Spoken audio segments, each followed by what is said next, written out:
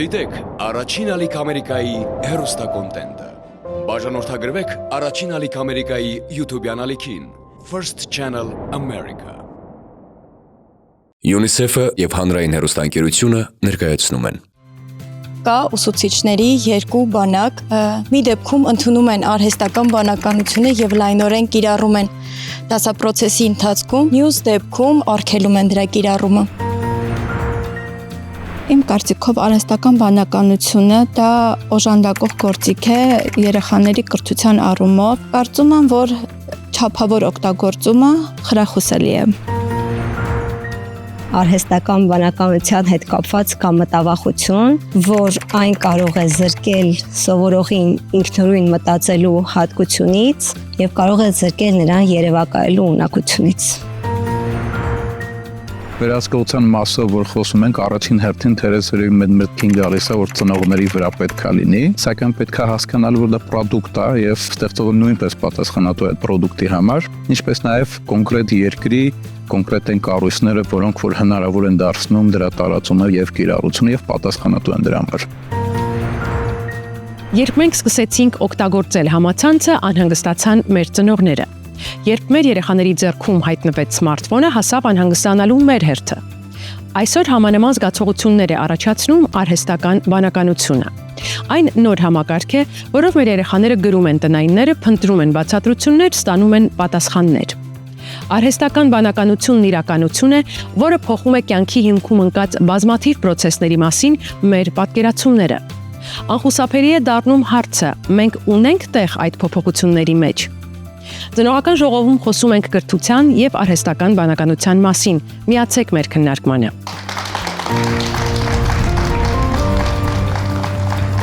Բարև ձեզ հարգելի ծնողներ, ուրախ եմ ձեզ տեսնել ծնողական ժողովում։ Մինչ կգանք մեր երեխաների հետ կապված հարցերին, հետաքրքիր է, թե մենք որպես մեծահասակներ ինչ գիտենք արհեստական բանականության մասին, երբ ենք առաջին անգամ առնչվել այդ երևույթի հետ եւ ինչ զգացողություններ ունենք դրա հետ կապված։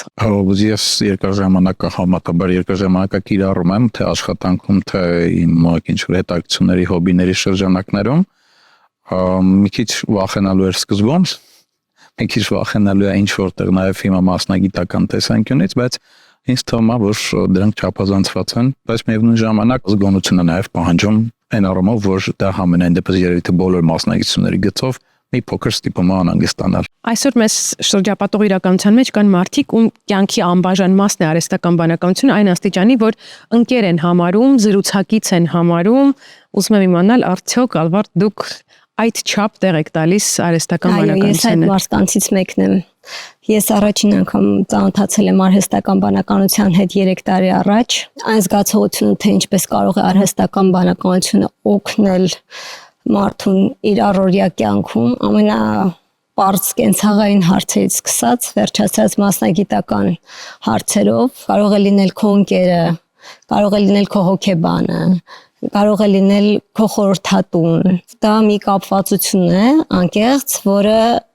պետք է այնուամենայնիվ ղեկավարել, այդ ժամանակակից աշխարհում ես կարծում եմ, որ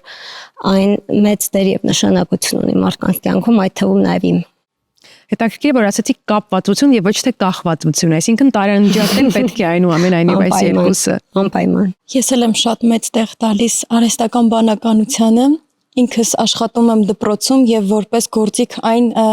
լայնորեն կիրառում եմ իմ աշխատապրոցեսում, նույնիսկ տնօրենս մեկ-մեկ կատակում է, ասում է GPT ընկեր Խալեթյանը, իրականում այս պահին արհեստական բանականությունը ինձ օգնում է իմ դասերը ավելի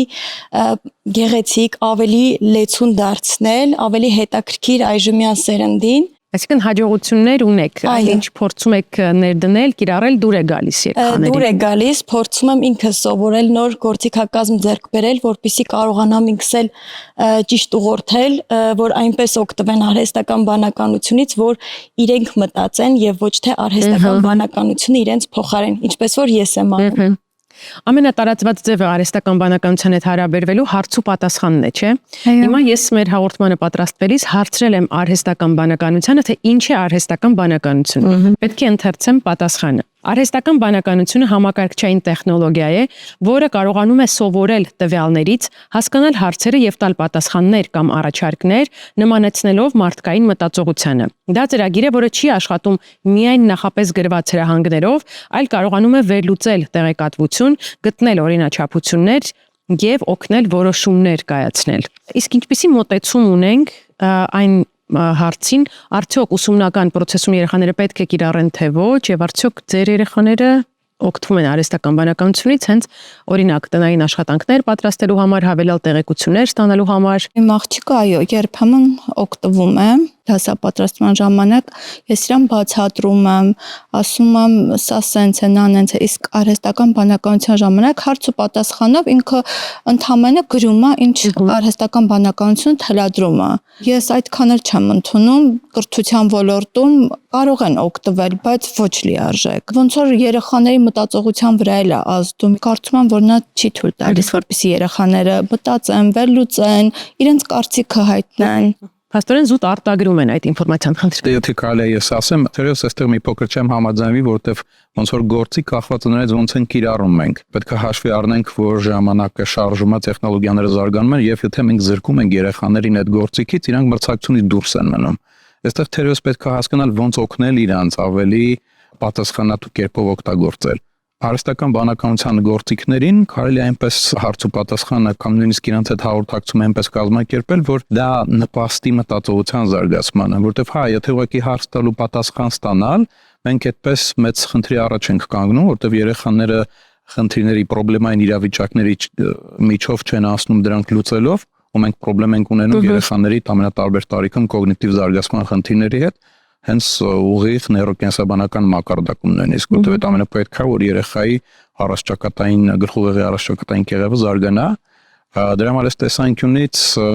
խնդիրը կա, պրոբլեմը կա, բայց մենք կարող ենք ճիշտ ու պատասխանատու մոտեցման պարագայում կարողանանք լուծել դա ու ավելի շատ օգնական դարձնենք մեզ, քան վնասող, որտեղ ի վերջո դա գործիք է, որ վերլուծական շատ մեծ հզորություններ ունի, որը ունի մարդու ուղեղը գիտակցական մակարդակում։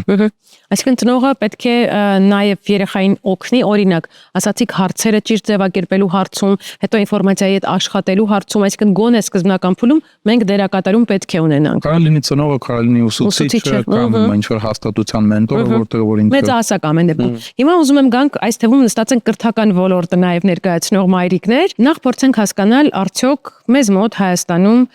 իսկապես արհեստական բանականության կիրառումը մեծ ծավալների է հասնում դպրոցներում երեխաների կողմից։ Մենք լսեցինք, որ դուք որպես ուսուցիչ կիրառում եք, բայց ինչպես եք դուք որպես ուսուցիչ եւ ձեր գործընկերները ինչպես են վերաբերում կիրառմանը երեխաների կողմից։ Մոտեցումն ինչպիսին է։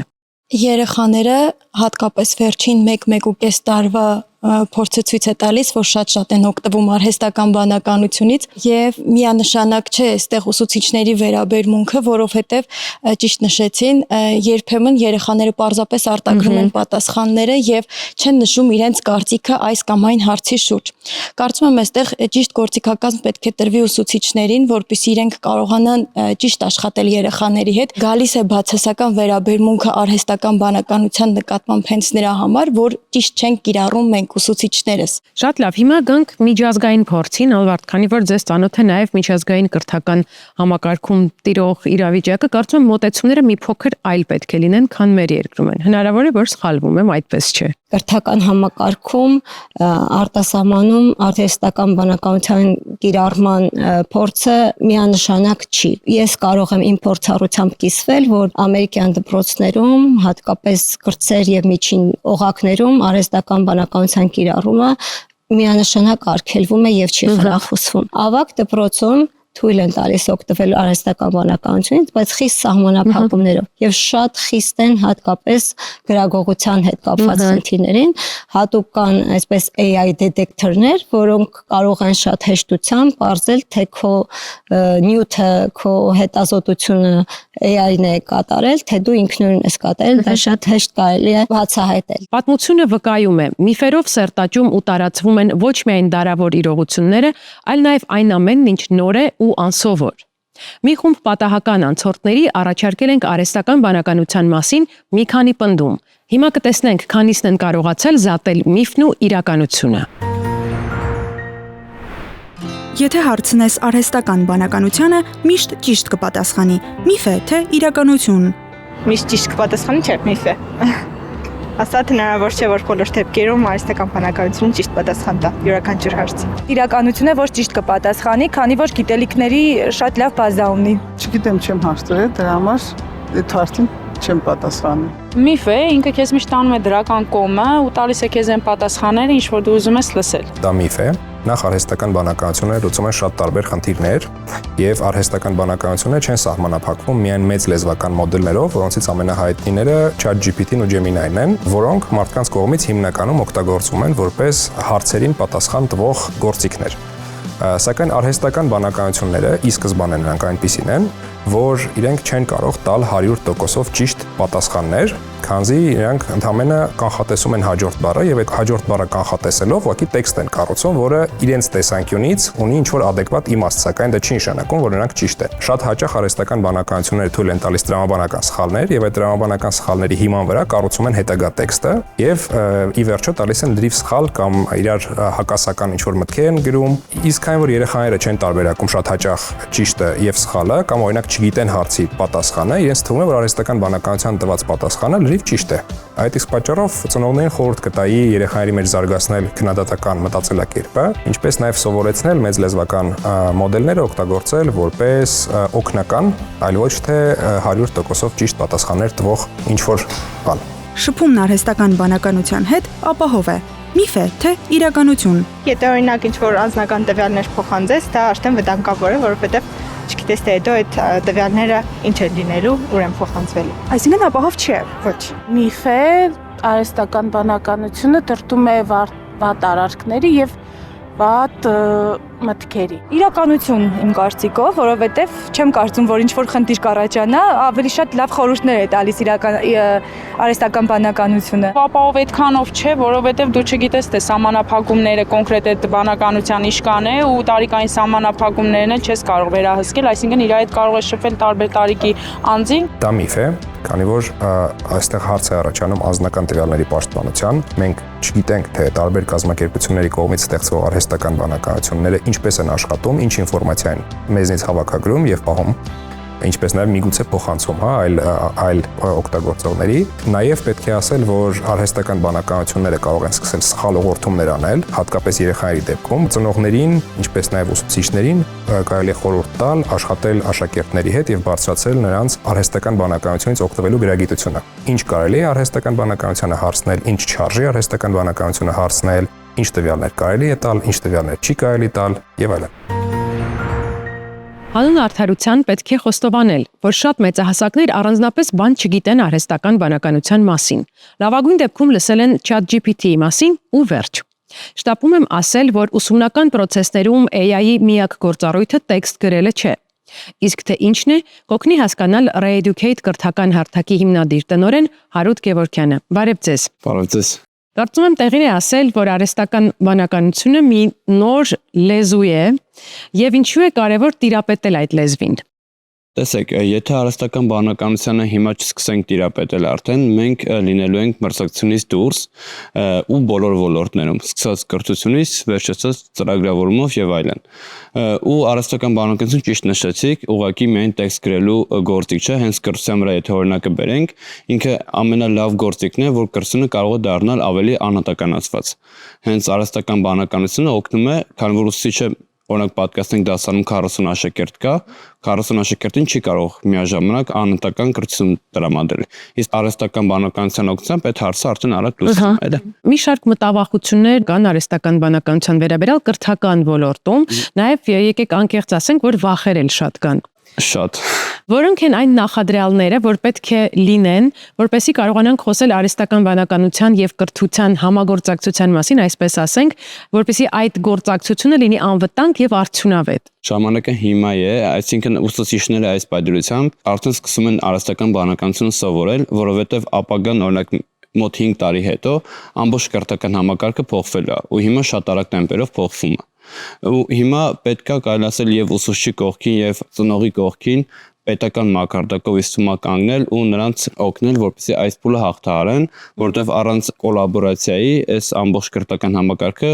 կարելի ասել նորից վատ վիճակի մեջ կհայտնվի։ Ինչպես է դա պատկերացնում գործնականում։ Պետությունը վերապատրաստում է ուսուցիչներին, մշակում է կարգավորումներ, վերահսկում է այս դաշտը։ Ինչ գործնական քայլեր պետք է տեղի ունենան, որպեսզի հասնենք ձեր ասած այդ լավագույն արդյունքին։ Առաջինը վերապատրաստման մասն է, պետությունը արդեն սկսել է վերապատրաստել ուսուցիչներին, իսկ ուսուցիչների կողմից պետքա դուրս գա վախը։ Հիմա մենք այս բայդրությամբ աշխատում ենք տարբեր ուսուցիչների հետ ու նրանց մեջ կա վախ, որ AI-ը մեզ կփոխարինի, բայց այդ վախը պետքա դուրս գա, որտեղ այդպես բան չկա, այսինքն AI-ը չի փոխարինել ուսուցչին կամ այլ մասնագետի, փոխարինել են այն մարդիկ, ովքեր AI-ը ճիշտ օգտագործում են։ Այդ պետքա առաջինը հասկանալ ու պետքա սկսել արդեն աշխատել։ Իսկ ինչ է կարծում, արդյոք մեր հայաստանյան կրթական համակարգը դեռ շատ փուլեր ու փոփոխություններ պետք է անցնի, որպեսզի արհեստական բանականության կիրառումը համահունչ լինի կրթական բովանդակությանը եւ մոտեցումներին։ Շատ փուլեր ոչ միայն Հայաստանում, այլ բոլոր երկրներում հիմա սկսել են անցնելը ու մենք էլ պետքա սկսենք գոնե անցնելը,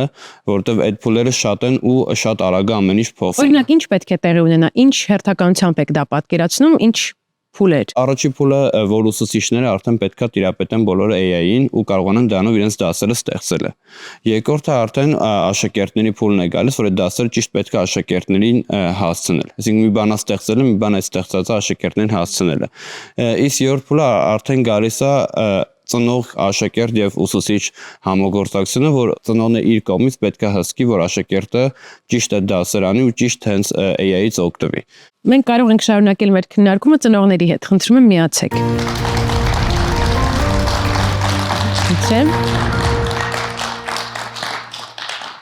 Սիրելի ծնողներ, պետք է խաղ խաղանք հիմա։ Այս խաղը մի փոքր մեր վախերի, մտավախությունների, մտահոգությունների տիրույթ կտանի մեզ։ Պետք է խնդրեմ, որ վերցնեք վահանակները, ճիշտ ու սխալ գրություններով են դրանք։ Ես կընթերցեմ պնդումներ, իրավիճակներ եւ կխնդրեմ ձեզ արտահայտել ձեր վերաբերմունքը վահանակների օգնությամբ եւ հարորդին կխնդրենք վերլուծել այս իրավիճակները մասնագիտական տեսանկյունից։ Եթե պատրաստ եք, սկսեցինք։ Արհեստական բանականությունը կարող է օգնել երեխային ավելի արագ հասկանալ բարդ թեմաները։ Ճիշտ է թե սխալ է այս պնդումը։ Բոլորը ասում են ճիշտ է։ Ճիշտ է։ Բացատրենք ինչով։ Արհեստական բանականությունը մենք այս պայն ծրագիրը անում ենք, որ օգնում է աշակերտներին ավելի հեշտ պատկերացնել բարդ թեմաները։ Բոլոր մարդիկ ունեն իրենց սովորելու ձևերը, այսինքն մեկը հեշտ սովորում է կարդալով, մեկը լսելով եւ այլն։ Իսկ արհեստական բանականությունը այդ ձեր մեծ թեման, որը բարդ է, կարող է նկարագրել աշակերտին ավելի հասկանալի լեզվով։ Օրինակ, պատկերացնենք ֆիզիկա է սովորում աշակերտը, պետք է ուժը հասկանա ինչ է։ Իր համար նախնական շրջանում ինքը բարդ է, բայց օրինակ աշակերտը այդ բանը նաեւ սիրում է ֆուտբոլ խաղալ։ Երբ որ այդ ուժը բացատրել ֆուտբոլի լեզվով, այսինքն գնդակը, երբ որ հարվածում են, թռնում է այս արագությամբ եւ այլն, աշակերտին ավելի պատկերավոր է դառնում։ Այսինքն փորձում է այդ բարդ բաները ավելի պատկերավոր ձևով աշակերտին սովորեցնել։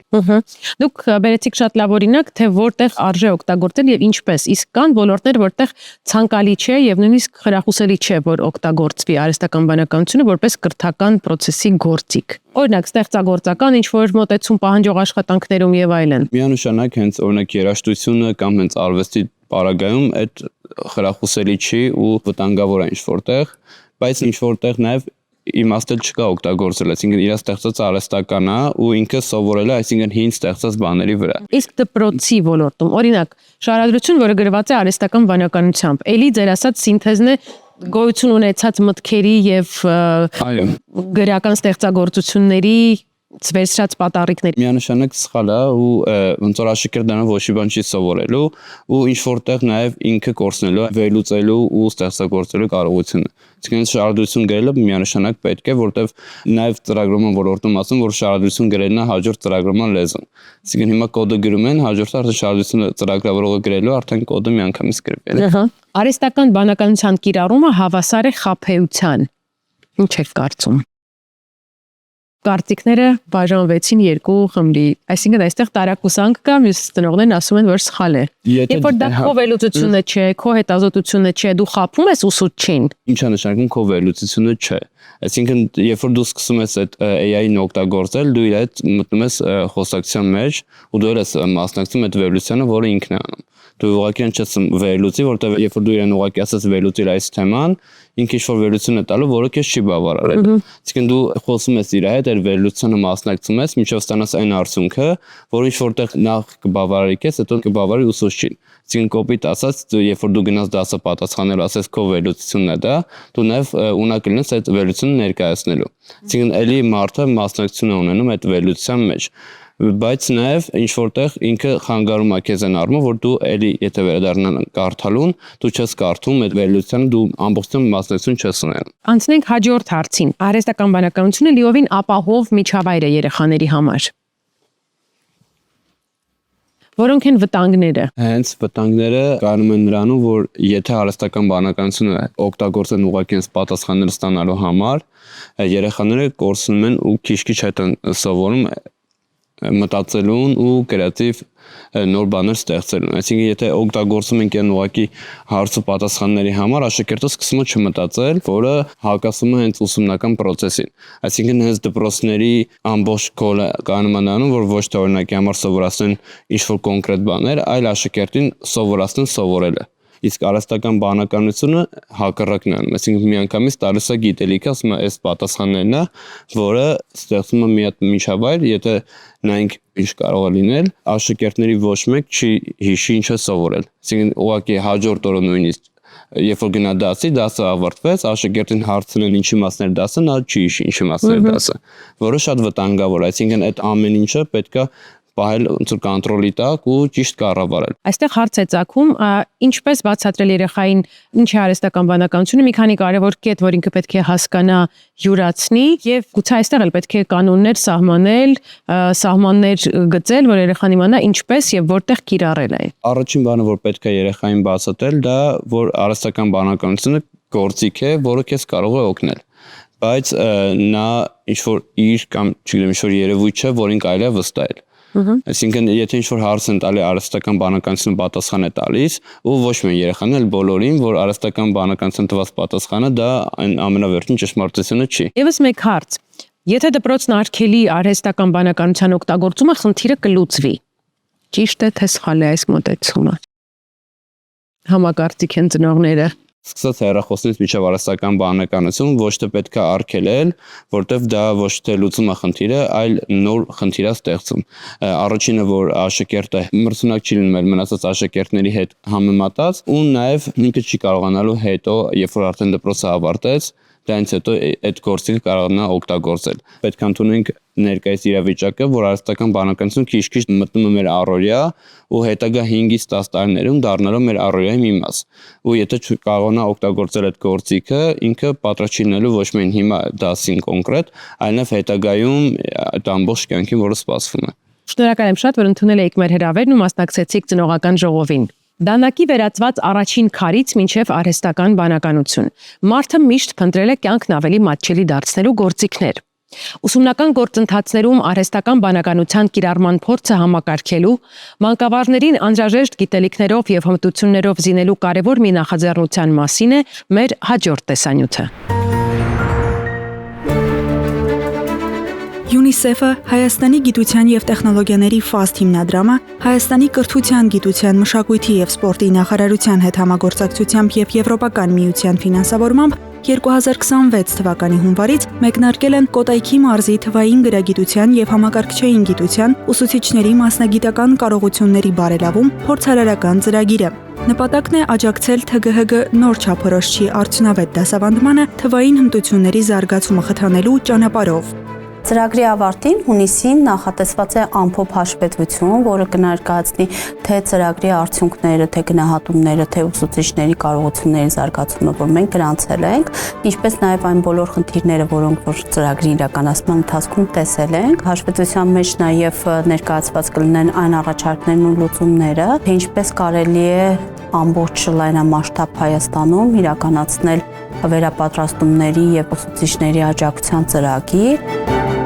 Վերապատրաստման ընթացքում ուսուցիչները կզարգացնեն թե մասնագիտական գիտելիքները, թե դասավանդման հմտությունները։ Ծրագրի թեմաներից մեկը ալգորիթմական մտածողությունն է։ Այն հարմարեցված է ըստ դասարանների, կախված թե ուսուցիչը տարիքային որ խմբի հետ է աշխատում։ Մյուս թեման վերաբերում է ծրագրավորման հիմունքներին, Այն ներառում է Scratch ծրագրավորման լեզուն, որը նախատեսված է տարրական դասարանների համար, եւ Python ծրագրավորման լեզուն, որը ուսումնական ծրագրով դասավանդում են 7-րդ դասարանից։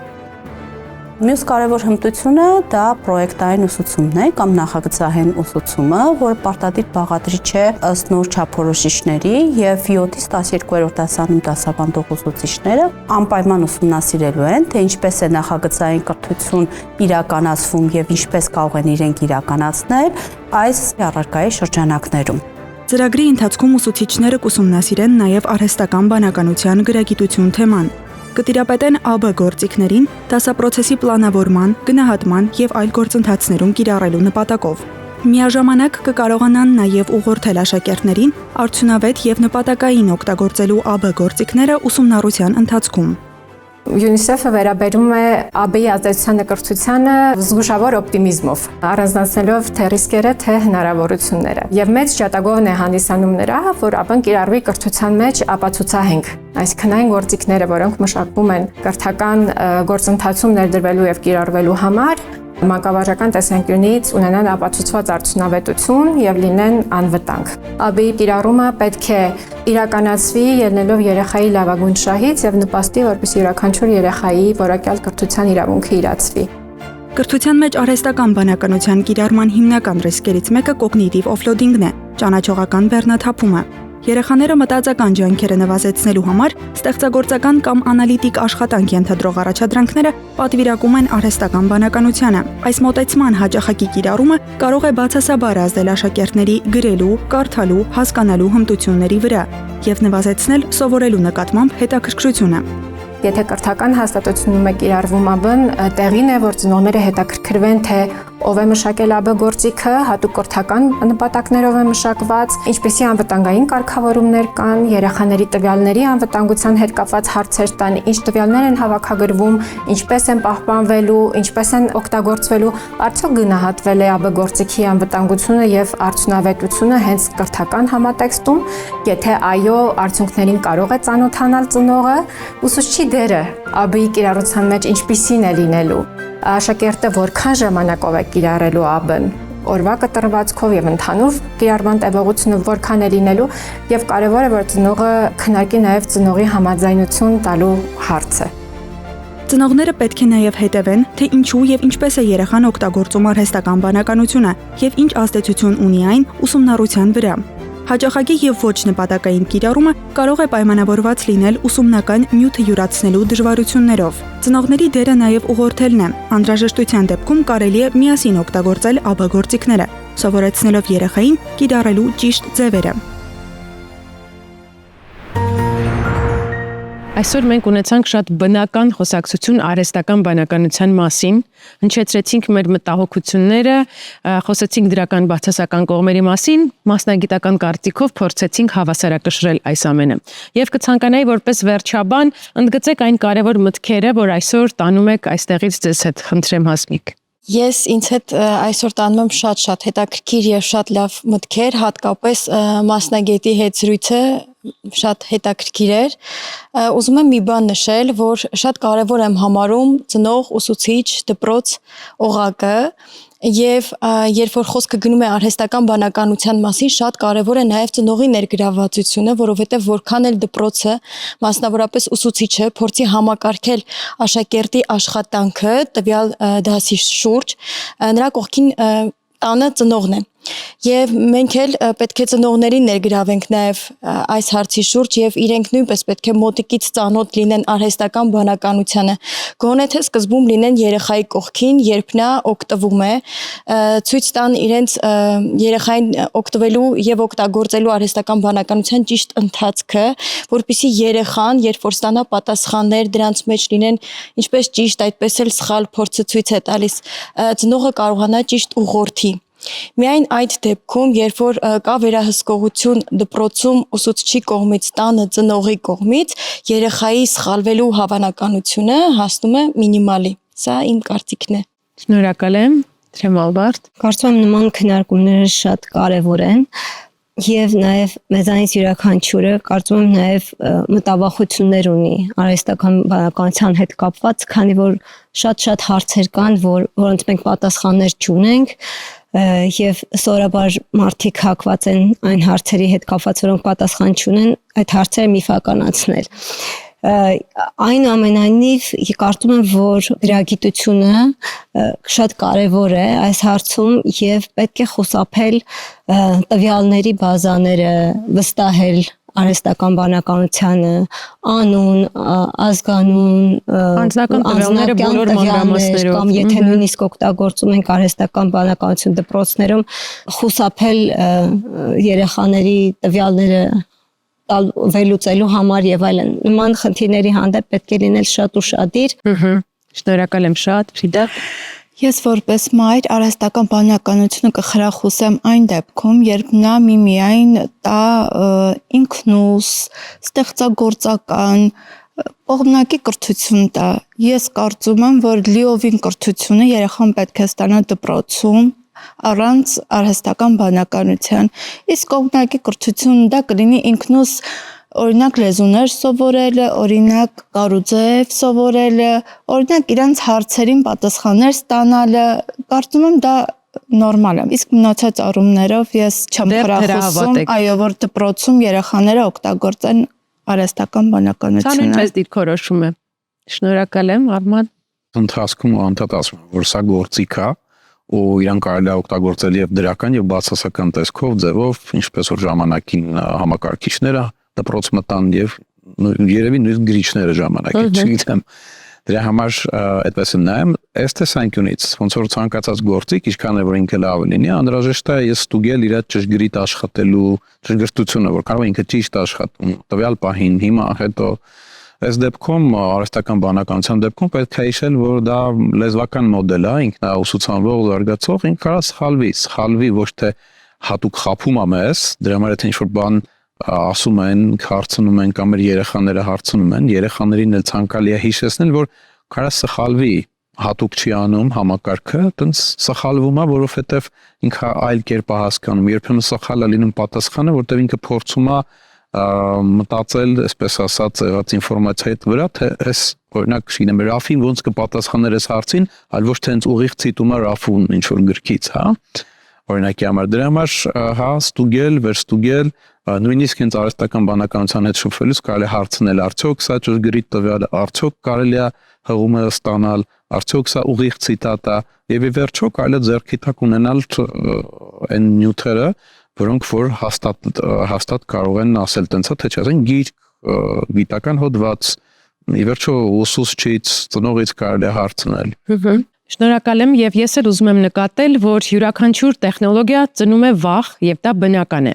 Մենք վախենում ենք, որովհետև չենք վերահսկում ամբողջ գործընթացը։ Չենք ուզում, որ մեր երեխաները կորցնեն մտածելու կարողությունը։ Չենք ուզում, որ մեքենաները որոշում կայացնեն մեր փոխարեն։ Բայց կարևոր է հիշել, որ գործիքն ինքնին վտանգավոր չէ, վտանգավոր է չիմացությունը։ Եթե մենք արգելենք, երեխաները կշարունակեն օգտագործել։ Եթե մենք լռենք, նրանք կսովորեն միմյանցից, ոչ թե մեզնից։ Արհեստական բանականության դարում էլ ծնողի դերը չի փոխվում։ Մենք պետք է սովորեցնենք երեխաներին, որ արհեստական բանականությունն օգնական է, ոչ թե հեղինակ, գործիք է, ոչ թե որոշում կայացնող։ Սիրելի ծնողներ, շնորհակալ եմ մեր տաղավար գալու եւ այստեղ ձեր փորձն ու գիտելիքը բերելու համար։ Մենք կհանդիպենք մեկ շաբաթ անց։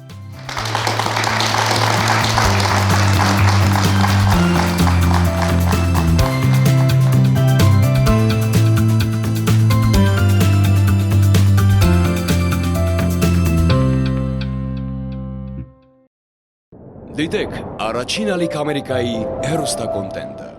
Բաժանորդագրվեք Առաջին ալիք Ամերիկայի YouTube-յան ալիքին First Channel America։